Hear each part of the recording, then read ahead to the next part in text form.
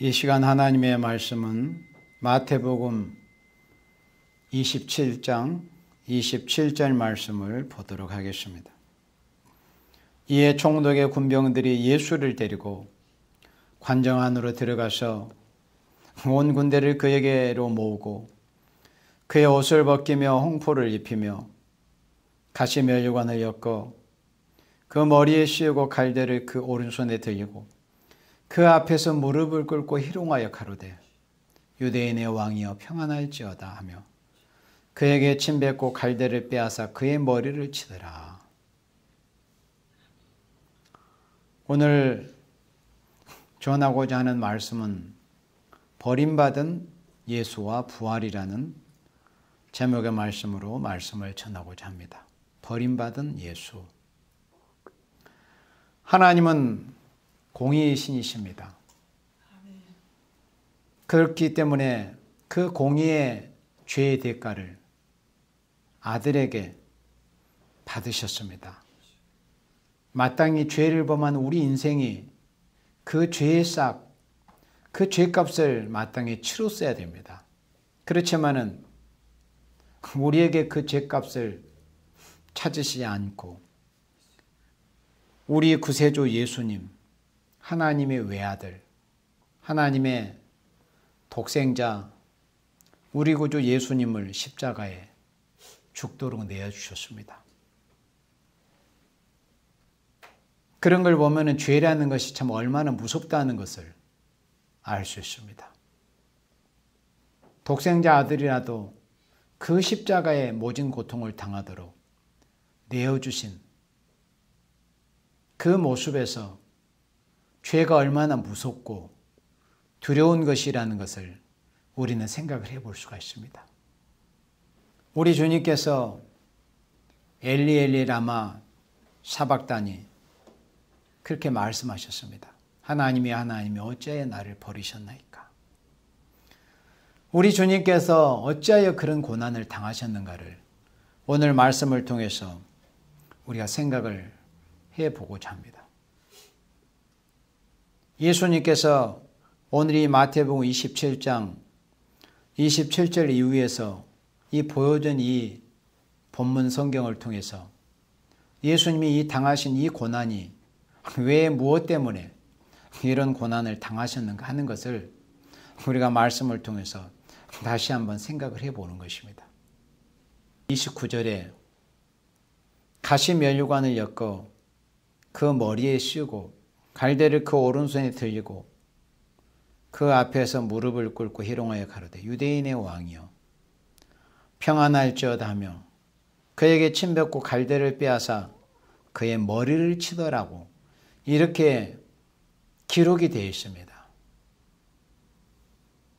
마땅히 우리가 하나님 앞에서 범한 죄, 곧 이 머리로 이 지은 죄 때문에 우리가 이 머리에 하나님 앞에 징벌을 받고 그 죄의 대가를 우리가 치러야 됩니다. 그런데 여기 성경 말씀에 이 역사적인 사건이 이렇게 기록이 될 때 예수님께서 이렇게 고통을 당하신 이 모습이 이렇게 기록이 될 때 먼저는 첫째로 머리에 괴로움을 당하신 것이 기록이 되어 있습니다. 머리에 괴로움을 당하셨다. 왜 머리에 괴로움을 당하셨겠어요? 우리 인간이 이 머리의 정신자궁을 죄되게 사용을 한 겁니다. 그래서 이 머리로 얼마나 많은 죄를 연구를 해서 많은 죄를 범하고 하나님의 눈살을 찌푸리게 해드리고 성령을 근심케 해드리고 우리가 예수님을 고통스럽게 우리가 예수님을 고통당하게 한 죄인들입니다. 우리가 예수님의 이 머리에 고통을 당하게 한 그 죄의 원흉이 바로 우리들입니다. 이 인간이 머리로 지은 죄 때문에 예수님께서 이 머리에 고통을 당하신 거예요. 이 말씀을 읽어보면은 우리가 이 말씀을 읽는 순간에 우리가 짐짓 화가 난 것을 느끼기도 합니다. 우리 예수님, 죄 없으신 예수님이 이런 사람 같지 않은 이런 자들에 의해서 이렇게 어떻게 말로 표현할 수 없는 이런 모진 그 고난과 고통 또 이런 모욕을 당하신 걸 이렇게 볼 때 심지어 우리 심령에 화가 치밀어 오르지만은 사실은 예수님께서 이렇게 이 고통을 당하신 이 모습이 결국은 내 죄 때문에 이렇게 예수님께서 고통을 당하셨다는 것을 생각을 할 때 우리 인간이 이 머리로 지은 죄가 얼마나 참 크다는 것을 우리가 다시금 이 말씀을 통해서 생각을 해볼 수가 있습니다. 인간이라는 것은 머리로 죄를 짓는 연구까지 해냅니다. 동물들은 강한 짐승이 약한 짐승을 본능에 의해서만 해치고 잡아먹기도 하지만 인간은 그 죄를 꿰냅니다. 죄를 연구합니다. 그래서 구약 선지서 미가 2장 말씀해 보면은 이 악한 인간들이 침상에서까지 잠드는 순간까지 그 죄를 꿰낸다고 그렇게 미가 선지자가 기록을 했습니다. 침상에서까지 악을 꾀하고 간사를 경영을 한다는 거예요. 그렇게 해서 잠들기 전에 연구해 냈다가 그 다음 날이 새면 그걸 실행에 옮기는 거예요. 이렇게 인간이 이 머리로 지은 이 죄 때문에 예수님께서 머리에 고통을 당하셨다는 것입니다. 우리 하나님의 자녀들은 이 말씀 우리가 보면서 참 이 머리로서 우리가 얼마만큼 많은 죄를 범했는지 또 죄를 연구해냈는지 죄를 계획했는지 그런 우리의 그 죄악된 그런 모습을 머리가 생각이 있으니까 우리가 이제 이 머리에서 끄집어내서 우리가 회개하는 그런 과정이 있어야 됩니다. 예수님께서 왜 이렇게 머리에 고통을 당하셨는가? 내가 이 내 머리로 지은 죄 때문에 예수님이 이렇게 머리에 고통을 당하셨군요. 그 주님의 고난을 생각해 보는 거예요. 이 모든 것이 다 나의 죄 때문이구나. 그리고 여기 33절 말씀에 골고다 즉 해골의 곳이라는 곳에 이르러 썰깃한 포도주를 예수께 주어 마시게 하려 하였더니 예수께서 맛보시고 마시고자 아니하시더라. 이렇게 기록이 되어 있습니다. 곧 예수님께서 그 썰깃한 그 포도주를 입에 대셨습니다. 이것은 예수님께서 입에 괴로움을 당하신 모습이었습니다. 입에 그 쓰디쓴 괴로움을 당하신 거예요. 왜 예수님께서 이렇게 입에 고통을 당하셨는가? 바로 우리 인간들이 우리가 이 입술로 지은 죄, 입으로 지은 죄, 이 혀로 지은 죄 때문에 예수님께서 입의 괴로움을 당하셨습니다. 인간들이 입으로 지은 죄라는 것이 얼마나 참 무서운 죄라는 것을 알아야 되는데 오늘의 신자라 하면서 그러니까 하나님의 백성 그리스도인이라고 하면서도 이 입술을 주의하지 못하고 입술에 삼가지 못하고 또 입술에 파수꾼을 세우지 않고 그냥 마음에 감정적으로 내키는 대로 자기의 감정을 다 쏟아붓고 그리고 또 심지어는 없는 사실까지 부풀려서 말을 하고 그렇게 허황되게 또는 거짓되게 거짓말과 거짓 진술에 익숙해 있고 이런 입술로 얼마나 많은 죄를 범했습니까? 인간들이. 또 교회 중에서도 또 심지어 하나님의 종이라고 하면서도 거짓말을 밥 먹듯이 하고 거짓 증거를 하고 이런 이 입술로 지은 죄 때문에 예수님께서 이 입의 괴로움을 당하신 겁니다. 그래서 야고보 사도는 혀는 불이라고 그랬습니다. 불은 처음에 그 규모가 아주 조그만 성냥개비만한 그런 불이라 할지라도 산을 태워버릴 수가 있는 거예요. 인간의 혀는 불이라고 그랬습니다. 불의 색이라고 그랬어요. 우리 주체중에서 온몸을 더럽히고 인생의 바퀴를 통째로 불살라버릴 수 있는 것이 바로 이 사람의 혀입니다. 한 사람의 그 인생을 불살라버릴 수 있는 게 바로 혀입니다. 입입니다. 그렇게 입술의 말이 두렵고 무섭다는 것을 우리가 성경 말씀을 통해서 알아야 되는 거예요. 얼마나 혀가 두렵다는 것을. 자기 일생 동안 쌓아놓은 것이라도 말 한마디로 스스로 다 살라버릴 수 있는 것이 이 사람의 혀의 그 효능입니다. 이 말 한마디로 인해서. 얘도 우리 속담에 말 한마디에 천냥빚을 갚는다는 그런 속담이 있잖아요. 참 그런 속담이 우리에게 얼마나 적절한 교훈을 줍니까? 그만큼 말이 중요하다는 것이죠. 말. 예수님께서 마태복음 12장에서 결국에는 너희들이 무슨 말을 하든지 마지막 심판 때 너희가 한 너희 입에서 나온 그 말이 너희를 정죄할 것이라고 마태복음 12장에서 예수님께서 말씀하셨습니다. 그만큼 이 말이라는 것이 두려운 것입니다. 우리 입술로 지은 죄들은 다 헤아릴 수가 없을 겁니다. 사실은. 하나님의 사람이라고 하는 사람들조차도 조금만 주의치 않으면 얼마나 이 입술로 많은 죄를 범하는지. 왜 사람들이 입술로 많은 죄를 범할까요? 예수님께서 거기에 대해서 마가복음 7장에서 말씀해 주셨습니다. 사람이 말이 소리가 입술이라는 그런 기관을 통해서 나오기는 하지만은 사실은 그 사람 심령 속에 있는 것이 그 악하고 더러운 것이 입을 통해서 발산이 된다는 것을 예수님이 말씀해 주셨습니다.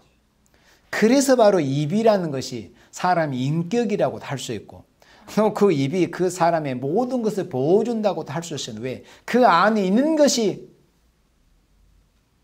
혀를 통해서 소리로 나오는 것이기 때문에.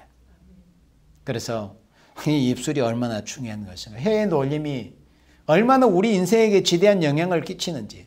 우리가 이 혓바닥을 잘못 놀린 것으로 인해서 예수님께서 죄 없으신 예수님은 이 땅에 오셨을 때 우리처럼 사람의 몸을 입고 오셨지만은 이런 반구, 그러니까 반마디의 말씀도 어떤 말이 실수를 하셨다거나 허언을 하셨다거나 또 쓸모없는 그런 말씀 하신 적에 단 반마디도 없으셨습니다.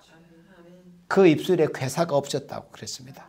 이사야 선지자가 거기에 대해서 이사야 53장에 예수님이 당하실 그 고난을 예언을 할 때 입술에 괴사가 없으신 분, 정말로 진실하신 분이신데 어찌하여 그렇게 고통을 받을 것인가에 대해서 예수님은 고난받기 대략 700년 전에 이사야 선지자가 성령의 감동을 그렇게 예수님이 당할 고난을 그렇게 예언을 했습니다. 그래서 특별히 우리 하나님의 사람들은 어차피 성령 받지 못한 이방 세계에서 사는 이방인들은 그 입술을 제하기가 어렵습니다. 야고보 사도가 기록한 말씀처럼 이 세상의 거의 모든 것은 길들일 수가 있어요. 동물도 심지어 해물도 돌고래도 사람들이 길들여서 어떤 쇼를 보여주잖아요.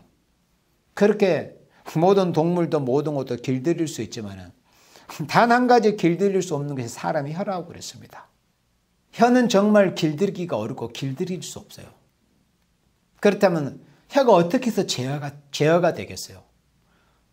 그 어떤 훈련으로도 혀는 제어가 안 됩니다. 훈련이 안 되지만 오직 성령의 다스리심을 받아서만큼은 우리가 혀를 제어받을 수 있습니다. 그래서 우리 하나님의 사람들은 예수님께서 왜 이렇게 입의 고통을 당하셨는가를 생각하면서 내가 다시는 우리가 완벽하게 할 수는 없지만 그래도 내가 말의 실수를 줄이겠다. 입술로 최소한 범죄하지는 않겠다. 이런 각오를 우리가 이 말씀을 통해서 우리가 새롭게 하는 것이 있어야 됩니다. 우리 사람이 하는 인간의 어떤 작심, 어떤 훈련, 어떤 학습을 통해서 절대 길들여지지 않습니다. 사람의 어떤 노력으로는 오직 성령의 역사를 통해서만이 입술이 제어되는 것이 가능합니다. 그래서 우리가 항상 성령 충만 받기를 힘을 써야도 내 심령 상태가 성령 충만 상태가 돼야 내 입에서 나오는 말이 실수가 없게 됩니다. 예수님께서 왜 입술이 이렇게 고난을 받으셨는지 말 한마디에 사람을 죽일 수도 있습니다. 사람에게 깊은 상처를 줄 수도 있습니다. 또 말 한마디로 사람을 위로할 수도 있고 죽어가는 사람을 살릴 수도 있는 게 이게 혀의 위력입니다. 혀의 놀림이 얼마나 중요하다는 것을 우리가 알아야 됩니다. 그리고 입술에 행여라도 실수가 있을까 봐. 입술에 실수가 없는 자는 온전한 사람이라고 말씀을 했습니다. 예수님, 우리의 입술로 지은 죄 때문에 입의 괴로움을 당하신 것을 생각하고 우리가 다시는 입술로 죄를 범치 않겠다는 그런 각오가 우리가 새로워져야 됩니다. 그리고 여기 다시 본문에 마태복음 27장 35절 말씀에 저희가 예수를 십자가에 못 박은 후에 그 옷을 제비뽑아 나누고 예수님께서 십자가에 못 박히셨습니다. 로마 군병들이 예수님의 십자가에 못 박았습니다. 처음에 양손과 양발에 그 큰 대못을 박았습니다. 이 일에 대해서 대략 1000년 전에 이 땅에 살았던 하나님의 사람 다윗은 자신의 그 고통받는 처지를 들어서 성령의 감동으로 예수님께서 그 수족의 고통을 당하실 것에 대한 그 고통을 시편 22편에 기록을 했던 겁니다. 개들이 나를 에워쌌으며 악한 무리가 나를 둘러 내 수족을 찔렀나이다. 그렇게 예언을 했습니다. 예수님의 그 표적에 못 박히실 그 고통에 대해서 그렇게 예언을 했습니다. 그 예언된 말씀, 선지자 다윗이 메시아에 대해서 고통을 받으실 것에 대한 그 예언이 그대로 글자 그대로 성취가 된 모습을 볼 수 있는데 왜 예수님께서 수족의 손과 발에 못 박히시는 그런 고통을 당하셨는가? 이제 우리가 원리를 다 알게 됐잖아요. 바로 우리 인생들이 손과 발로 지은 죄 때문에 사람들이 얼마나 손으로 많은 죄를 범합니까? 그리고 발로서 얼마나 많은 죄를 범해서 가서는 안 되고 하나님이 기뻐하시지 않는 곳을 여기저기 그저 싸돌아다니면서 얼마나 많은 죄들을 범하고 있습니까? 우리 인간이 손으로 지은 죄, 발로 지은 죄 때문에 예수님께서 이렇게 수족의 고통을 당하셨습니다. 그 모든 고통을 당하셨어요. 그래서 예수님께서 마태복음 5장 30절에 그렇게 혹독한 말씀하셨습니다. 물론 경계하시는 말씀입니다. 네 손이 너를 범죄케 하거든 찍어내버리라고 그랬습니다. 네 오른손이 너를 실족케 하거든 찍어내버리라. 내 백체 중 하나가 없어지고 온몸이 지옥에 던져오지 않는 것이 유익하니라. 그러니까 사람이 이 손과 발로 지은 죄에 대해서 그렇게 혹독하게 말씀으로 경계하셨습니다.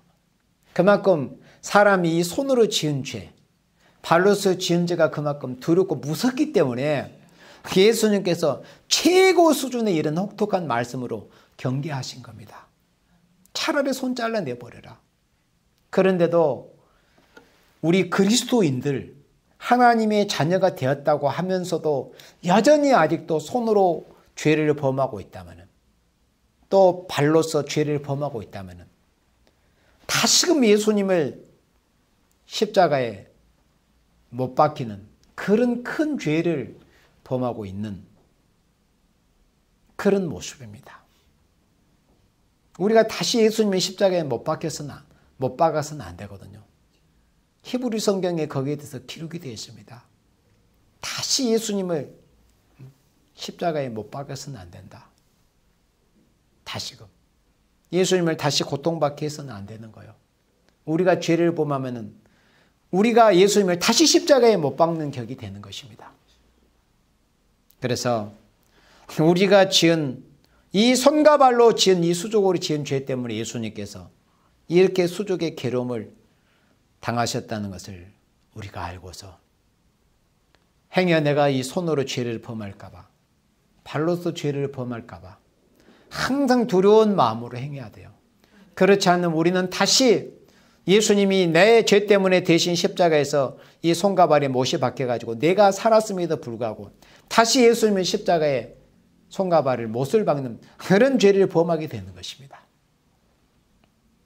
우리가 아무리 억울함을 당한다 할지라도 우리 주님이 당하신 이 고난을 우리가 어떻게 비교를 할 수가 있겠습니까? 우리 예수 믿는 사람은 신앙생활을 하는 그런 과정에서 억울함을 당하기도 합니다. 많은 억울함을 당하기도 하고 때로는 억울함을 당하기도 할 겁니다.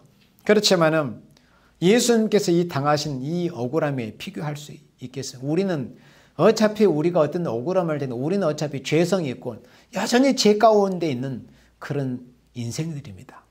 그렇지만 예수님은 죄와 상관이 없고 죄를 모르신 분이에요. 죄가 없으신 예수님께서 이렇게 억울함을 당하셨습니다. 그래서 우리 예수 믿는 사람은 우리가 예수님의 이름으로 하나님의 이름 때문에 우리가 여러 가지 어려움도 당하고 때로는 억울함을 당한다 할지라도 예수님의 고난만 생각을 하면은 우리가 감사하게 되고 그 고난을 그 역경을 넉넉히 이기고 나아갈 수가 있게 되는 겁니다. 우리는 십자가의 고난을 참을 자격은 없습니다. 우리가 십자가의 고난을 참을 자격은 없지만은 억울한 일을 당할 때 십자가에서 고통받으신 그 예수님을 바라보는 거예요. 우리가 억울함을 당할 때. 그러면은 그 억울함도 감사로 바뀌는 거죠. 그리고 그 억울함을 우리가 극복할 수 있는 거예요. 우리가 예수님의 십자가의 그 고통받은 예수님을 묵상하면서 예수님의 십자가를 바라볼 때 우리가 억울함을 당하고 있을 때 그런 어려움과 그런 괴로움이 다 사라지게 됩니다. 감히 내가 어디다가 예수님 앞에 감히 명함이라도 내밀 수가 있겠는가. 예수님은 죄가 없으신 죄를 모르신 분이 나 때문에 나의 죄 때문에 이렇게 수족에 못이 박히고 십자가에 달리시는데 내가 당하는 게 내가 무엇이라고 감히 주님 앞에. 그래서 우리가 십자가 아래서는 십자가 아래 섰을 때 비로소 우리는 어떤 최소한의 그런 사람의 모습, 어떤 인간의 어떤 본연의 모습을 회복한다고 할 수 있는 겁니다. 십자가 아래 섰을 때 비로소 그때 그 누구라도 십자가 아래 바로 서면은 겸손해질 수밖에 없습니다. 그 누구도 십자가 아래서는 머리를 들 수가 없어요. 그 누구도 십자가 아래서는 내다고 할 수가 없습니다. 주님의 그 고통을 생각할 때 그것이 바로 십자가의 고통입니다. 예수님이 나 때문에 십자가에 죽으셨습니다. 그러니 다시 죄를 용납할 수 있겠는가? 그런 생각이 우리 그리스도인 안에서는 항상 우리가 꿈틀거리고 있어야 돼요. 다시 39절 말씀 봅니다. 지나가는 자들은 자기 머리를 흔들며 예수를 모욕하여 가로되 성전을 헐고 사흘에 치는 자여 내가 만약 하나님의 아들이어든 자기를 구원하고 십자가에서 내려오라며 그와 같이 대제사장들과 서기관들과 장로들과 함께 희롱하여 가로되 저가 남은 구원하였으되 자기는 구원할 수 없도다. 저가 이스라엘의 왕이로다. 지금 십자가에서 내려올지어다. 그러면 우리가 믿겠노라. 저가 하나님을 신뢰하니 하나님이 저를 기뻐하시면 이제 구원하실지라. 제 말이 나는 하나님의 아들이라 하였도다 하며 함께 십자가에 못 박힌 강도들도 이와 같이 욕하더라. 지금 여기 39절부터 44절까지 이 여러 구절에 걸쳐서 예수님이 지금 어떤 고통을 당하고 계십니까? 귀의 괴로움을 당하고 계시는 거예요. 지나가는 자들도 예수님을 모욕했습니다. 그리고 심지어 하나님과 명색에 제일 가까운 위치에 있다고 하는 대제사장들로부터 시작을 해서 그 주위에 있는 자들, 심지어 자신들도 죄 때문에 십자가에 못 박혀서 죽어가고 있는 그 강도들조차도 예수님을 욕하고 있습니다. 그러나 전 계층의 인간들에게 예수님이 이렇게 모욕을 당하고 계십니다. 왜 그렇습니까? 똑같은 논리입니다. 우리가 이 귀로 지은 죄 때문입니다. 우리가 이 귀로 지은 죄, 사람이 어떻게 귀로 죄를 지을 수 있을까? 그런 생각을 하겠지만 성경이 그것을 증거해 주고 있습니다. 하나님의 말씀이. 하나님께서 기뻐하시지 않는 말, 하나님이 기뻐하시지 않는 소리, 하나님이 기뻐하시지 않는 어떤 노랫가락, 그런 것을 듣는 것이 죄입니다. 인간들이 하나님의 말씀은 듣기는 싫어하고 마귀의 말은 어떻게 그렇게 듣기를 좋아하는지, 하나님을 찬양하는 찬양의 그 아름다운 그 찬양은 듣기는 싫어하고 그저 인간들끼리 서로 어떻게 하고 마귀의 어떤 노래가락 장단에 맞추는 그런 세상 유행가는 듣기 좋아하고 세상 노래는 듣기 좋아하면서 하나님을 찬양하는 그런 찬양하는 노래는 듣기 싫어하고 하나님께 영광을 돌리는, 하나님께 감사하는, 또 하나님의 말씀은 또 찔러주는 그런 말씀이라도 하나님의 말씀은 듣기 싫어하고 그저 마귀의 말을 듣기를 좋아하는 거예요.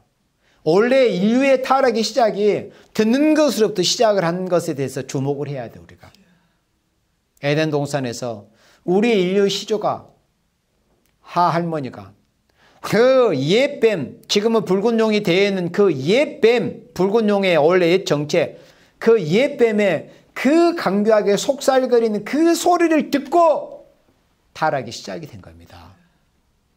그만큼 귀가 중요해. 귀는 별로 중요하지 않는 것 같지만은 인류의 타락의 시작이 귀로부터 시작이 됐어요. 귀로 얼마나 사람들이 많은 죄를 범합니까? 우리 인간이 귀로 지은 죄 때문에 예수님께서 이 귀의 고통을, 얼마나 모욕적인 이런 소리를 지금 듣고 계십니까? 사실은 우리가 이런 모욕을 드려야 되거든요. 우리가 죄를 범했기 때문에. 그런데 예수님이 대신 이 귀로 이렇게 괴로움을 당하고 계시는 거예요. 사람들이 바른 교훈을 받으려고는 하지 않고 귀가 가려워서 자기의 그 욕심을 따라 스승을 그렇게 많이 두기를 원한다는 거예요. 그리고 진리는 들으려고 하지 않고 진리에서 떠나까지 허탄한 이야기만 들으려고 하고, 이것이 다 인간들의 귀로 범하는 죄입니다. 그래서 우리가 주님 재림하셔서 큰 환란이 올 때 환란을 면하고 아름다운 새 땅 새 시대에 들어갈 그 종족으로 들어갈 생명들의 그 자격 요건에 대해서도 이사야 33장에서 말씀을 해주실 때 이 귀로서 피 흘리는 꾀를 듣지 않는 자가 되어야 된다는 것을 말씀했어요. 일반 종족으로 들어갈 생명들의 자격 요건에도. 그러니까 어떤 사람이 필요 없는 말하는 건 듣지 말라는 거예요. 누가 전화해가지고 괜히 남 헐뜯고 괜히 쓸데없는 강조한 말이나 하고 또 죄지는 소리, 피 흘리는 꾀, 악한 꾀, 간사한 말이나 하고 이런 소리는 듣지 말라는 거예요. 이 귀로서. 그런데 그런 것을 용납하다 보니까 그 죄 때문에 우리가 지은 그런 이 귀로 지은 죄들 때문에 예수님께서 이렇게 귀의 괴로움을 당하고 계십니다. 주님께서 극도로 괴롭히는 모욕과 해방을 받게 되었습니다. 이러한 자리에 들어간 것이 바로 십자가입니다. 인간의 지혜와 지식으로 누가 이때 인간의 죄를 위해서 죽고 계신 하나님의 아들이라고 알 자가 누가 있었겠어요? 그냥 그 심령에 내키는 대로 막 예수님께 이렇게 모욕을 퍼붓고 있잖아요. 이렇게 예수님 모욕 당하시고 사정없이 매를 맞고 사정없이 쓰라림을 당하고 사정없이 버림을 당했던 것이 바로 예수님의 십자가였습니다. 사실은 이 모든 이 고통과 이 괴로움을 우리가 당했어야 되거든요. 근데 그것을 예수님이 다 담당을 해주셨습니다. 그것이 예수님의 십자가예요. 그러니까 십자가의 의미만 알면은 결국에는 사람이 사람처럼 됩니다. 하나님이 원하시는, 하나님의 형상을 회복하게 되는. 그래서 인간이라는 것은 십자가의 의미를 바로 알게 되는 결코 하나님의 형상을 회복할 수가 없습니다. 십자가의 의미를 반드시 바로 알아야 됩니다. 십자가 의미를. 십자가 지기 싫어하는 사람들은 결코 하나님의 형상을 회복할 수가 없습니다. 주님의 뒤를 따라갈 수가 없어요. 누가복음 9장에서도 누구든지 나를 따라오려거든 제 십자가를 치고 나를 따르지 않는 자는 나와 상관이 없다고 그렇게 말씀을 해주셨습니다. 45절입니다. 제 육시로부터 온 땅에 어두움이 임하여 제9시까지 계속하더니 제9시쯤에 예수께서 크게 소리질러 가라사대 엘리 엘리 라마 사박다니 하시니 이는 곧 나의 하나님 나의 하나님 어찌하여 나를 버리셨나이까 하는 뜻이라. 예수님께서 엘리 엘리 라마 사박다니 이렇게 크게 소리를 지르셨습니다. 고통의 큰 소리를 지르신 거예요. 나의 하나님 나의 하나님 어찌하여 나를 버리셨나이까. 사실은 이 부르짖음은 사실은 내가 했어야 될 부르짖음이거든요. 왜? 율법의 저주를 예수님이 한 몸으로 당신의 몸으로 다 지금 받고 계시는 거예요. 율법에 의하면은 죄를 범한 인간들이 그 율법에 의해서 죄의 싹을 치려야 되는 거예요. 죄를 범한 돌에 맞아 죽든지 손이 잘리든지 눈이 뽑히든지 매를 맞든지 사형을 당하든지 율법이 뭐냐면 율법이라는 건 죄가 뭐라는 것을 가르쳐 주는 것이 바로 율법 초등학문입니다. 율법에서 규정하고 있는 모든 그 죄의 값을 예수님이 지금 다 담당하고 계시는 거예요. 율법의 저주를. 그 율법의 저주는 우리가 받았어야 돼요. 그런데 예수님께서 그 율법의 저주를 당신의 몸으로 다 담당하고 계시는 거예요. 엘리엘리 라마 사박다니 하나님의 하나님 어찌하여 나를 버리시나요? 진짜 예수님은 버림을 당하셨습니다. 예수님은 진짜 버림을 당하신 거예요. 왜? 공의의 하나님에 의해서 하나님의 공의에 의해서 죄를 범한 인간은 버림을 당하는 것이 하나님의 공의거든요. 예수님은 진짜 버림을 당하셨어요. 왜? 나를 대신해서 버림을 당하신 거예요. 내가 하나님 앞에 우리가 하나님 앞에 죄를 범하면 우리가 버림을 당해야 되는데 우리가 버림을 당하면 어떻게 되는가? 우리가 지옥에 던져지는 거. 하나님 앞에서 끊어진다. 하나님 앞에 버림을 당한다는 의미는 지옥에 던져진다는 것을 궁극적으로 의미하는 거예요. 그런데 하나님이 우리를 버리지 아니하시고 아버지의 당신의 외아드님, 독생자, 우리 구주 예수님을 대신 버리신 거예요. 십자가에 죽도록. 그래서 실제로 예수님께서 엘리 라마 사박다니 나의 하나님 나의 하나님 어찌하여 나를 버리시나 이렇게 실제로 부르짖었습니다. 이 슬픈 소리, 이 고통의 소리, 천지가 캄캄하고 산천이 슬퍼할 그런 고통 소리였습니다. 예수님 운명하실 때 그때 되어진 일들이 복음서에 마태복음 27장에 잘 기록이 되어 있잖아요. 천지가 캄캄했어요. 대낮인데 그 캄캄해진 그 시간을 성경에서 보면은 정오입니다. 정오. 제6시로부터 밝은 대낮이 칠흑 같은 밤처럼 피어나기 시작했어요. 정오라는 것은 해가 가장 높이 뜰 때거든요. 그 시간 동안은 정오, 그러니까 제6시부터 제9시까지 오후 3시 예수님 운명하시는 그 시간 3시간 동안 온 대낮같이 밝은 세상이 칠흑같이 어두운 밤처럼 변해버렸습니다. 그것은 뭐예요? 그만큼 예수님께서 하나님 앞에 저주를 받아서 이 고통 가운데서 하나님의 저주를 몽땅 받으시는 그런 모습이 바로 천지가 다 고통을 받는 그런 모습으로 보여주게 된 겁니다. 산천이 슬퍼할 그런 고통이었어요. 그러니 우리는 이 십자가의 고난을 생각할 때 조금인들 죄를 용납할 수가 있겠는가 하는 겁니다. 우리 주님께서 우리를 위해서 버림을 당하신 그 일은 우리에게 결국에는 기쁨과 평화를 주는 그런 열매가 되었습니다. 거기에 대해서도 이사야 선지자가 예수님 고난받으시기 대략 700여 년 전에 이사야 53장 5절에 이렇게 예언을 했습니다. 그가 찔림은 우리의 허물을 인하며 그가 상함은 우리의 죄악을 인함이라. 그리고 예수님 왜 양손과 양발에 왜 옆구리에 창을 받으셔 찔림을 당하죠? 우리 허물 때문에. 예수님 왜 가시 면류관으로 머리에 그 고통을 당하셨어요? 우리의 죄악 때문에. 그가 징계를 받음으로 예수님이 노끈으로 채찍을 만들어서 때릴 때 그 예수님이 그 채찍을 그 몸으로 다 받으셨거든요. 그리고 갈대로 예수님의 머리를 쳤어요. 그 녀석들이. 그리고 또 목까지 박았습니다. 그리고 또 확인 사살까지 했어요. 옆구리에. 심장을 향해서 창을 찔렸습니다. 그렇게 예수님이 징계를 받았어요. 그 예수님이 징계를 받아주심으로 인해서 우리가 평화를 누리게 되었습니다. 그가 채찍에 맞음으로 우리가 나음을 입었도다. 우리는 다 양 같아서, 양은 제 하고 싶은 대로 하고 싶은 게 그 양이거든요. 우리는 다 양 같아서 그릇 행하여 각기 제 길로 갔거늘 여호와께서는 우리의 무리의 죄악을 그에게, 우리 예수님에게 담당시키셨다는 것입니다. 그것이 주님의 십자가의 고통이었습니다. 내 죄 때문에. 그래서 우리 주님께서 우리 죄값을 담당해 주심으로 우리가 이렇게 선지자의 예언처럼 우리가 살게 된 겁니다. 우리가 나음을 얻고 우리가 살게 된 거예요. 그리고 이사야 53장 10절에 우리에게 이런 소망을 주고 계십니다. 여호와께서 그로 상함을 받게 하시기를 원하사 질고를 당케 하셨어요.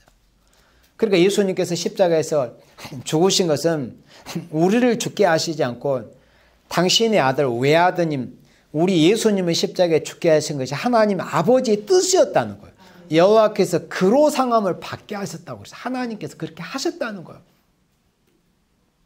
질고를 당케 하셨은즉 그 영혼을 속건제물로 드리기에 이르면 그가 그 씨를 보게 되고 그 열매를 보게 된다는 거죠. 우리가 바로 그 열매가 된 겁니다. 예수님의 십자가의 열매. 그토록 모진 고통을 당하시기는 하셨지만 그렇게 예수님 당신의 고통을 당하심으로 해서 우리의 생명이 이렇게 살게 된 거예요.